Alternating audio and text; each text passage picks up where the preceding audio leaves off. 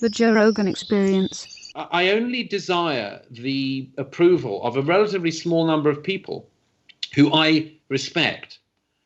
And if they said to me, I think you're totally wrong on this, Douglas, and I'd listen. But when it's people who don't want me to do well, for instance, then of course I don't listen to them. And I think that's the same as it is in all of our lives. You know this. I mean, if your wife says to you, you're really onto the wrong thing here, then you listen because she wants you to do well. If some guy in the street with an "I hate Joe Rogan" t-shirt on tells you what you should do, obviously you're not going to listen to them.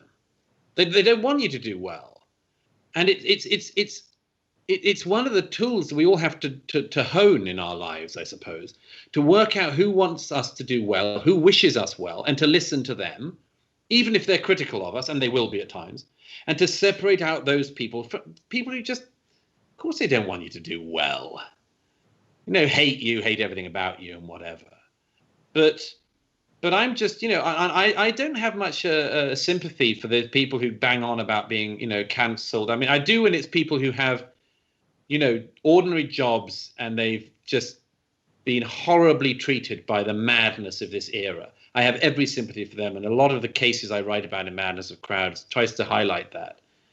But I don't have much sympathy with public figures who say, I can't say what I think and I can't speak up and all this sort of thing. Because I just think if you're not going to now, when are you going to? If you're not going to in this life, what life are you expecting to come where you'll do it?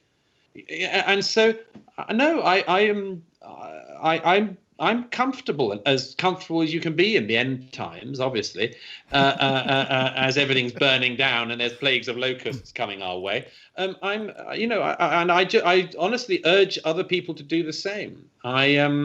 It's I can't say it's dandy, but it's a pretty good life. I mean, I have the satisfaction of knowing that I'm not lying.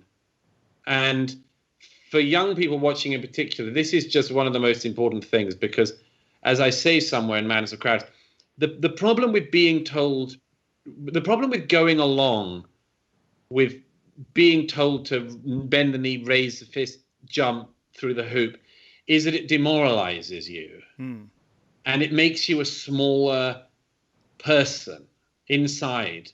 You will be demoralized because you'll know that you shouldn't have done that. And at some level, you will think badly of yourself for having done it. You'll feel regretful. You'll feel cowardly. And it will affect your life in other ways. And the opposite is also true.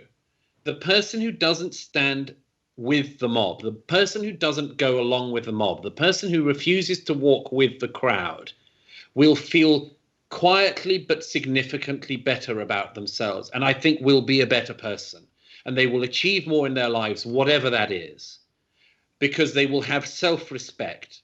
And that's what totalitarian movements across history always knew, was that you grind people down and make them agree to lies, because you will then be able to make them do anything.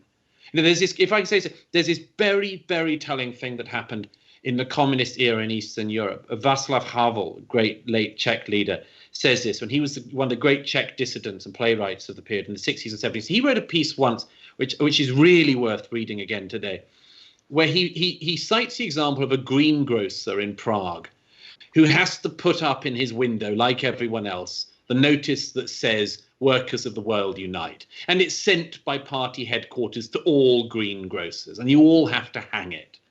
And Václav Havel says a number of things happen from this. The first thing is that, of course, that the greengrocer is showing to everyone that he is a party loyalist and he wouldn't be able to operate as a business if he didn't do this thing. But it also hangs there every day as a sign of his subjugation.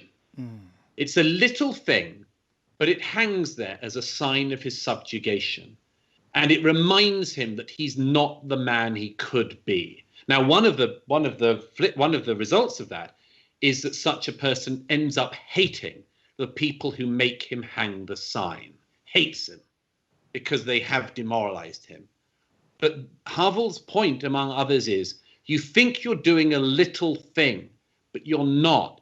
You are diminishing your soul by doing this, because you know but you could be something more than the person who just has to hang whatever party headquarters tells you to hang this week. Well said. Thank you. Outstanding. Episodes of the Joe Rogan Experience are now free on Spotify.